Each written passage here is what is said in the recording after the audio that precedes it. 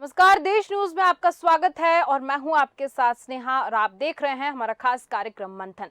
मंथन में आज हम बात करेंगे चीन में फैल रही ऐसी बीमारी जिसका कोई अता पता नहीं चल रहा है। चीन में इन दिनों बच्चे तेजी से बीमार पड़ रहे हैं। अस्पताल में बच्चों की लाइन लगी पड़ी है।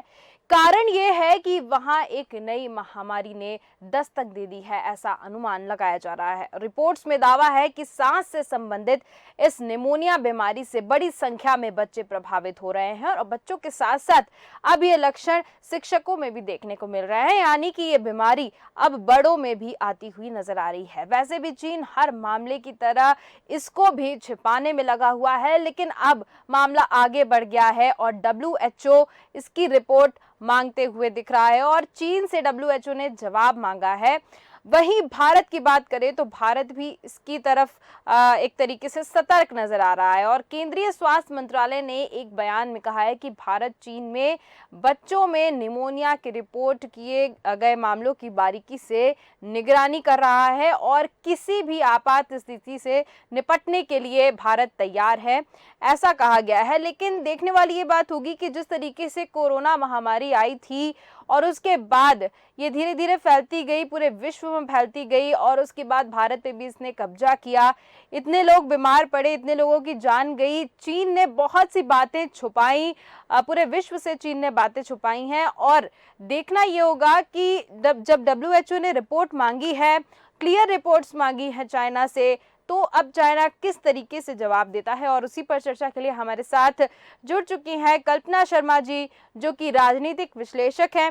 साथ ही साथ डॉक्टर आलोक सोती जी भी हमारे साथ जुड़ चुके हैं, जो कि समाज सेवी हैं। आप दोनों का बहुत बहुत स्वागत है देश न्यूज में। और सबसे पहले आलोक सोती जी, मैं आपके पास आना चाहूंगी और जानना चाहती हूँ कि ये चाइना हर बार कोई बीमारी आती है तो हर बार छुपाने की कोशिश करता है, अपनी रिपोर्ट सामने नहीं लाता है और परिणाम ये निकल के आता है कि हर तरीके से जब वो पूरे विश्व में कब्जा कर लेती है बीमारी या महामारी, आप जो भी कहें, तो उसके बाद सारी चीजें सामने लाता है। उसके बाद भी बहुत सारी चीजें छुपी होती हैं। सबसे पहले इसका जवाब मैं चाहूंगी। दूसरा सवाल आपसे ये रहेगा कि H9N2 करके ये बीमारी फैली है चाइना में, मैं आपसे इसके बारे में भी जानना चाहती हूँ।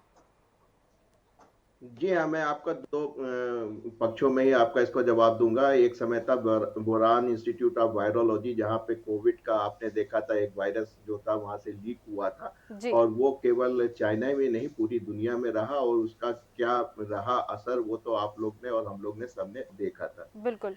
चीन ने उस समय भी डब्ल्यूएचओ में कोई ऐसा ज्यादा खबर नहीं दी थी और हालांकि उसने भी बहुत लॉकडाउन किया था। जी हाँ। यहाँ हम थोड़ा-सा बताना चाहेंगे कि ये जो बीमारी बच्चों में देखने को मिली है, जी। वो लंग्स से संबंधित है, तेज बुखार आ रहा है, हालाँकि निमोनिया की तरह है और बिल्कुल। खाँसी, जुकाम के साथ हो रहा है और लंग्स में इन्फेक्शन फैल रहा है जी और बिल्कुल। काफ़ी ज़्यादा में है, उत्तरी चीन में काफ़ी है, बीजिंग और उसके आस-पास के क्षेत्रों में काफ़ी ज़्यादा हो गई है। आईसीयू में उनको बेड भी नहीं मिल पा रहे हैं। जी हाँ। ऐसी स्थिति में जो मेरा एनालिसिस पिछले 3 साल से इसके लेके जो हो रही है कोविड और उससे, मैं जी। हमेशा कहता आया हूँ कि चीन का जो माल है वो चाइनीज़ ही है। जी। जो कोविड की उसने वैक्सीन बनाई थी वो कारगर नहीं है। हम्म। आपके पास जो कोवैक्सीन थी या कोविशील्ड जो कि हम लोग ने इंग्लैंड में या आप कह सकते हैं कि जो बाहर विदेश से बनी थी उसका प्रोडक्शन यहाँ करा था पुणे में, जी। यही दोनों कारगर हैं। इवन अगर आप फाइजर की अमेरिका वाली देख लेते या आप रशिया की भी स्पुतनिक देख लेते, वो भी इतनी कारगर नहीं थी। तो जी हुआ बिल्कुल। क्या होगा? हुआ ये होगा कि स्ट्रिक्टली इन्होंने अपने को जो कंट्रोल किया था चाइना ने, वो जी। लॉकडाउन लगा के किया था, सोशल डिस्टेंसिंग से किया था।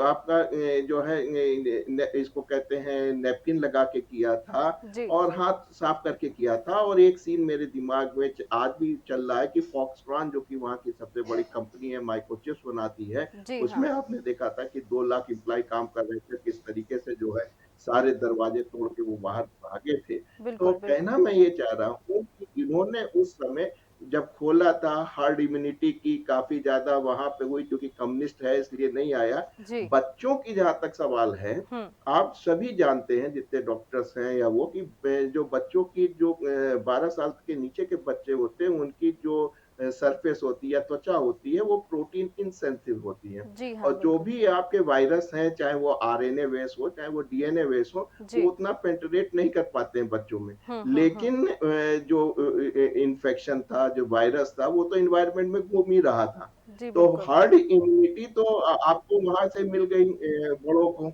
हुँ। लेकिन जो बच्चे हैं, जो मेरे ख्याल से अभी एग्ज़ैक्ट, क्योंकि वो डेटा भी नहीं देता हूँ, जी मुझे हाँ, लग रहा है कि 10 से लेके जो 14 साल के बच्चे होंगे, अगर बिल्कुल। उनकी केस स्टडी की जाए या उनका अगर हमको पूरा डेटा मिल जाए, तो जी, हमें लग रहा है वही ज़्यादा बीमार पड़े होंगे, ना बिल्कुल, कि छोटे बच्चे। तो ये बिल्कुल। जो मेरे दिमाग में जो थ्योरी चल रही है, जो मेरा हुँ, अनुभव है हुँ। छोटा-मोटा, उससे मुझको ये निकल के आ रहा है। जी, आपने देखा होगा हिंदुस्तान में बच्चों तक के लिए ही हम लोग ने वैक्सीन बना ली थी, हमारे भारतीय वैज्ञानिकों ने, बिल्कुल। और वो भी काफ़ी असरदार हुई। तो बिल्कुल। पॉलिटिकल क्या होता रहा वो तो अलग बात है, लेकिन हाँ, अगर वैज्ञानिक रूप से अगर इस बीमारी को सोचा और समझा जाए, जी। तो जो ठंडक होती है उसमें स्वाइन फ्लू का वायरस आता है। हुँ। और इस समय आप देखिए जो चीन में ठंडक पड़नी शुरू हो गई है, और 0 और उससे कम कुछ भागों में उत्तर चीन में टेम्परेचर होने लगा है। जी हाँ, और बिल्कुल। ऐसे में हमें लगा है, चूँकि कोरोना आरएनए बेस्ड था, हुँ। वो म्यूटेबल होके इस समय उन बच्चों के ऊपर अटैक कर रहा है, जी, जो कोरोना में हर्ड इम्यूनिटी नहीं बना पाए थे। बहुत ज़्यादा जो है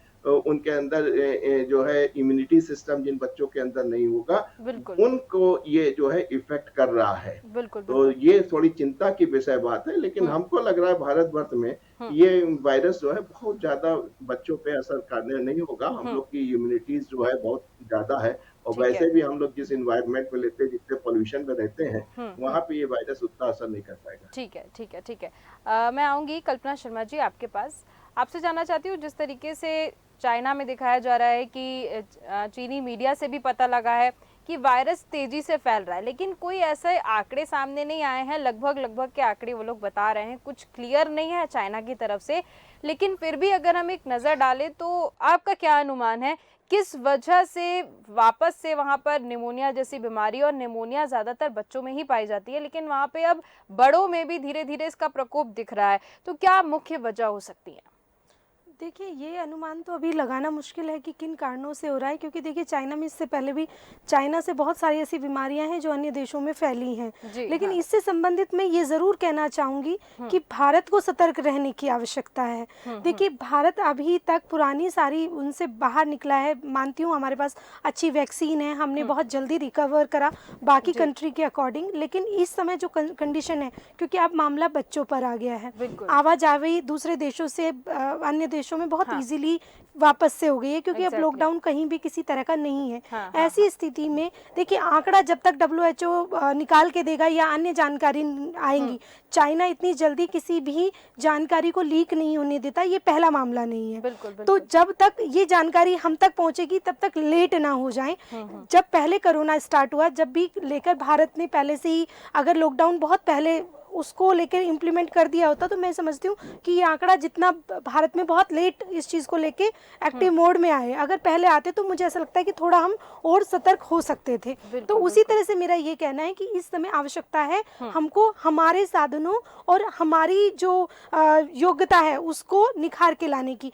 देखिए, बिल्कुल। आज की कंडीशन में भारत स्वास्थ्य अगर सुविधा की बात करूं, बेड की कमी है, अच्छे हॉस्पिटल्स की देखा जाए, बिल्कुल। क्योंकि मैं ऐसे हॉस्पिटल्स, चाहे बड़े बड़े, अगर आप सरकारी हॉस्पिटलों की मैं बात कर लूं, वहाँ ऐसी स्थितियां हैं कि एक डेट से दूसरी डेट लेने का इतना लंबा समय होता है कि व्यक्ति उसी बीच दम तोड़ देता है। कोरोना में ज़रूर हमने इधर उधर बेडों की व्यवस्था कराई थी, लेकिन वो वापस से फिर से उसी पुराने हम मॉडल पे आ गए हैं जो पहले समय से चलता आ रहा था। तो मुझे ऐसा लगता है स्नेहा जी, इस समय आवश्यकता इस बात से ज़्यादा ज़रूरी है कि उसके आंकड़े तो बाद में आएंगे, क्योंकि अभी अगर हम अनुमानिक रूप से कुछ भी कह दें तो ये उचित बिल्कुल भी नहीं होगा। लेकिन उससे पहले हमें सतर्क रहने की आवश्यकता है। हमें आवश्यकता है कि बच्चों को हम अवेयर कर दें, उनकी इम्यूनिटी को कैसे बढ़ाया जाए। देखिए, हम ये बात सच है कि भारत की इम्यूनिटी, बच्चों की इम्यूनिटी, क्योंकि माँ के दूध से यहाँ बच्चे का शुरुआत होती है, यहाँ हर बच्चा अपने माँ का दूध पीता है। तो मुझे ऐसा लगता है ये चीज़ फैक्टर है, लेकिन इसके साथ साथ हमको सतर्क रहने की आवश्यकता है। और जिस तरह से हमारी गवर्नमेंट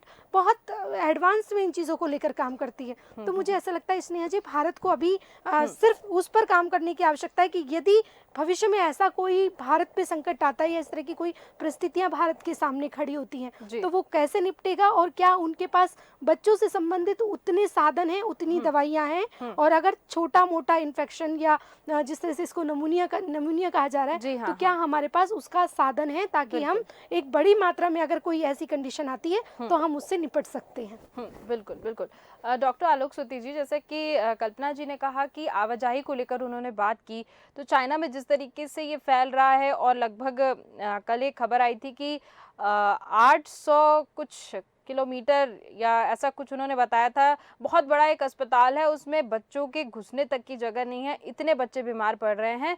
तो मेरा ये आपसे सवाल है कि आवाजाही को लेकर, जैसा कि कल्पना शर्मा जी ने बताया, और उसके बारे में थोड़ा चिंतन करने की आवश्यकता इसलिए मुझे लगी क्योंकि पहले भी जब कोरोना का वक्त था उस वक्त भी आवाजाही की वजह से ही जो लोग बाहर से आए थे उसके बाद ही भारत में स्थिति बिगड़नी चालू हुई थी। तो मैं आपसे जानना चाहती हूँ, क्या अभी भारत सरकार को आवाजाही को लेकर थोड़ी बहुत चेकिंग पॉइंट्स लगाने चाहिए या फिर नहीं?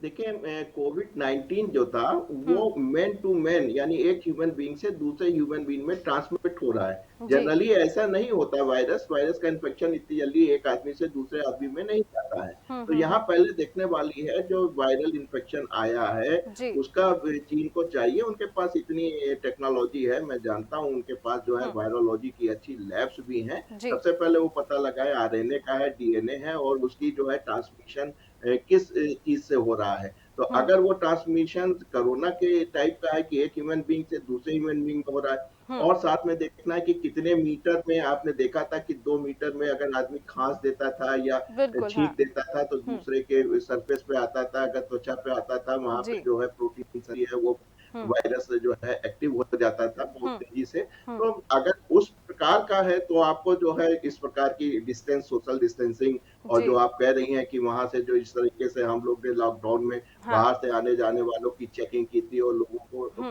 अंतोगत्ता रुकना ही पड़ा था, क्योंकि उस समय ना हमारे पास मास्क थे प्रचुर मात्रा में, ना हमारे पास सैनिटेशन था, ना जी हमारे पास बिल्कुल। कोई कंसेप्ट था कि इसको कैसे जो है डील किया जाए। तो अब कोरोना जैसी बड़ी बीमारी को जब हिंदुस्तान ने और दुनिया ने उसको जो है झेल लिया है, तो हम समझते हैं कि इसको भी बड़े आराम से झेला जा सकता है, लेकिन इस पे एक पैनी नजर बनाए रखनी है। और बिल्कुल। जो टेक्निकल डेटा, जो मेडिकल डेटा है, अभी हमने promed.com है जिसने ही इस बात को उजागर किया है, उसने कोरोना को भी उजागर किया था। चीन तो आप जानते हैं कम्युनिस्ट है, ओपन पार्टी सिस्टम है, वहां से जो भी इंफॉर्मेशन आती है वो छन छन के आती है। जी और जैसा बिल्कुल। आप बता रहे हैं कि ब्राजील और उसके बेजिंग और उसके जो है 800 किलोमीटर की रेंज में जो इस वायरस को देखा गया है, वहाँ के बच्चों में जिस तरीके से एक फेटल इन्फेक्शंस की देखा गया, लंग्स पे जी निमोनिया तो लंग्स पे ही होता है, और भी बिल्कुल। जो है लंग्स को बहुत ज्यादा डैमेज कर रहा था, लेकिन सांस लेने में दिक्कत हुई थी। लेकिन यहाँ पे जो है थोड़ा सा वेरिएशन देखने को मिला है कि सांस लेने में उतनी दिक्कत नहीं हो रही जैसे कोविड में होती थी, लेकिन यहाँ खांसी, जुकाम और तेज बुखार जो है वो यहाँ पे देखने को मिली है। तो इसका मतलब है कि ये थोड़ा म्यूटेबल है, बिल्कुल। कोविड-19 से थोड़ा सा अलग वायरस है। और मेरा जो अनुमान लग रहा है कि जो हर्ड इम्यूनिटी बड़ों में तो इन्होंने बना ली थी, बिल्कुल। इनकी जो वैक्सीन थी वो बच्चों पे कारगर नहीं हुई, और ऐसे में उन बच्चों के ऊपर जैसे ही सर्दी आई, स्वाइन फ्लू का कोई भी वेरिएंट होगा, वो उन बच्चों पे जो है इफेक्ट कर रहा है, जिसकी वजह से। लेकिन जो बेसिक चीज है कि मास्क लगाइए, 2 गज की दूरी और सैनिटेशन, जी इसका तो पालन अभी से ही हम लोग को कड़ाई से कर देना चाहिए। बिल्कुल बिल्कुल, आपने सही कहा कि कुछ चीज़ें हैं उनका पालन करना बहुत ज़रूरी है। अगर नहीं पालन किए जाएंगे तो फिर कुछ ना कुछ ऐसी गड़बड़ी ज़रूर देखने को मिलेगी। जैसा कि डॉक्टर आलोक सूती आपने कहा कि हैवी फीवर, जो हाई फीवर आ रहा है और सर्दी जुकाम के लक्षण तो भारत में भी अभी कुछ दिनों से बहुत ज़्यादा देखने को मिल रहे हैं। कल्पना शर्मा जी, मैं आपके पास आना चाहूँगी और जानना चाहती हूँ, जिस तरीके से हाई फीवर के केसेस, वायरल इन्फेक्शन के केसेस बहुत ज़्यादा बढ़ रहे हैं, लोगों को ये शक हो जा रहा है, प्लेटलेट्स डाउन हो जा रही हैं और रिपोर्ट्स में भी डेंगू या मलेरिया ऐसा कुछ भी नहीं आ रहा है। तो कहीं ना कहीं हम देखें तो भारत को पहले से सतर्क होने की ज़रूरत नज़र आ रही है। देखिए, जब भी मौसम बदलता है तो इस तरह की बुखार आना या सर्दी खांसी होना, ये सामान्य सी बात थी, लेकिन क्योंकि कोरोना अभी कुछ दिन पहले ही गया है, उसके बाद अगर किसी को जरा सा भी कुछ होते, पहले भी लोगों को खांसी होती थी, जुकाम होता था, लेकिन उसके बाद लोग एक दूसरे से बचते नहीं थे। आज भी वही कंडीशन है। डर इतना ज्यादा हमारे अंदर बैठ गया कि अगर 4 लोग बैठे और किसी ने गलती से खांस दिया तो आज भी उसको शक की नजर से देखा जाता है। कहीं ना कहीं हमारे दिमाग में अभी भी वो उस चीज का डर बैठा हुआ है। तो ये जो बुखार है, ये चीजें ये एक सीजन जिसको कह सकते हैं वो है, लेकिन क्योंकि हमारे अंदर डर बहुत ज्यादा बैठ गया है, तो ये देखिए एक सबसे बड़ी बात ये है कि हाँ, आज भी हमारे देश में एक सबसे अच्छी बात ये है कि हम लोग इम्यूनिटी हमारे देश में इतनी अच्छी है कि हम हर परिस्थिति से बीच का, अगर सेकंड में टाइम का जो कोरोना का पीरियड था वो जरूर भारत के लिए बहुत ज्यादा खतरनाक रहा, जिसमें मृत्यु दर बहुत ज्यादा थी, लेकिन उसके बाद और उससे पहले हमारे यहाँ बाकी देशों की अपेक्षा हमने उससे लड़ने की कैपेसिटी हमारे यहाँ इतनी ज्यादा थी कि हमने उसमें उस तरह से उलझे नहीं बाकी देशों के हिसाब से। अगर मैं बात करूं तो मुझे ऐसा लगता है कि भारत उतना सक्षम है, यहाँ के लोगों की इम्यूनिटी अच्छी है, यहाँ की जो एक पॉजिटिव नजरिया है किसी भी चीज को लेकर, मुझे ऐसा लगता है वो बहुत ज्यादा है। तो जो जीवन शक्ति है वो यहाँ पे बाकी देशों के हिसाब से बहुत अच्छी है। लोग हर छोटी से छोटी बीमारियों या कोशिश करते हैं फर्स्ट, जैसे बाकी देशों में क्या होता है, आपको जरा सा कुछ हुआ आप हॉस्पिटल पहुंच गए, लेकिन हमारे देश में आज भी घरेलू नुस्खों पे काम किया जाता है। छोटी सर्दी खांसी जुकाम हुआ, आपने घर में काढ़ा बना के पी लिया, आपने घर में ही बेसिक जो घरेलू चीजें हैं उनका इस्तेमाल किया। तो मुझे ऐसा लगता है कि भारत बाकी देश के हिसाब से देखा जाए तो हमारी किचन में ही हमारी बीमारियों से लड़ने से ज्यादा चीजें हमारी किचन में ही अवेलेबल होती हैं। तो हमारे देश में जब से कोरोना आया उसके बाद से लोग और सतर्क हो गए। हॉस्पिटल जाने से अच्छा वो घर की जो चीजें हैं उनसे अपनी बीमारियों को ठीक करने की चीजें कोशिश करते हैं, आयुर्वेदिक जो नुस्खे हैं उनको इस्तेमाल करते हैं। तो ये काफी पॉजिटिव है इस देश के लिए। बाकी देश के हिसाब से मैं अगर बात करूं तो भारत बहुत पॉजिटिव है, और ऐसी स्थितियां मुझे ऐसा लगता है कि अभी आना मुश्किल है, और छोटी छोटी बीमारियों से लड़ना हर व्यक्ति जानता है। बिल्कुल बिल्कुल ठीक है, आपने बिल्कुल सही कहा कि इम्यूनिटी की अगर बात करें तो भारत में इम्यूनिटी की जो पावर है बहुत ज़्यादा है। बच्चों से लेकर बूढ़ों तक इम्यूनिटी अगर हम कंपेयर करें और देशों से तो बहुत अच्छी है भारत में। सवाल ये उठ रहा है कि जैसे केंद्रीय मंत्रालय ने भी ऐसा ट्वीट किया है कि हमारी पैनी नज़र है, भारत की पैनी नज़र है कि किस तरीके से चाइना में बच्चों के जो केसेस हैं निमोनिया के बढ़ रहे हैं, और भारत इससे लड़ने के लिए पूरी तरह से तैयार है। आलोक सती जी, मैं आपके पास आना चाहूँगी, जानना चाहती हूँ कि भारत की फ़िलहाल में स्वास्थ्य की स्थिति क्या है, हॉस्पिटल्स की स्थिति क्या है, बेड्स की स्थिति क्या है, क्योंकि कोरोना में हालांकि सारी चीज़ों से फाइट किया है इंडिया ने, लेकिन देखना ये है कि अभी की स्थिति क्या है, और अगर अचानक से अभी कुछ ऐसा हो जाता है जैसे कोरोना विस्फोट अचानक से हुआ था जब दूसरी और तीसरी लहर आई थी, तो अगर वापस से ऐसा कुछ होता है तो भारत के स्वास्थ्य की स्थिति क्या है, मैं आपसे जानना चाहती हूँ। देखिए, चूंकि भारत एक बार एक विषम परिस्थितियों से निकल चुका है, इसलिए उसको इस प्रकार की पेंडेमिक को कंट्रोल करने के लिए एक अच्छा उसके पास अनुभव है। लेकिन आप जानती हैं कि हिंदुस्तान का जो नागरिक है और जो यहाँ का प्रशासन है, शासन है, बहुत ही अजीब तरीके का, वो शॉर्ट मेमोरी है। अगर कोई चीज अगर नहीं घटित होती तो बड़ी जल्दी भूल जाता है। फर्स्ट वेव में हम लोग इसलिए बच गए थे क्योंकि स्ट्रिक्टली लॉकडाउन था और बहुत कड़ाई नियम का पालन करना पड़ा था, जो कि विश्व में किसी ने नहीं किया था, अमेरिका ने भी नहीं किया था। और आपने देखा था किस तरीके से जो है न्यूयॉर्क में अस्पतालों के बाहर लाइन लगी थी। उस समय इसका ट्रम्प का इलेक्शन चल रहा था और वो चाह रहे थे कि इकोनॉमिक पे कोई बात नहीं आए। लेकिन सेकंड वेव में जब मुसीबत ये आई, इकोनॉमिक को ध्यान में रखते हुए स्टेट के ऊपर छोड़ा गया, तो आपने देखा सेकंड वेव के अंदर उसका हम लोग को असर देखने को मिला था, जब ऑक्सीजन की कमी मिली थी।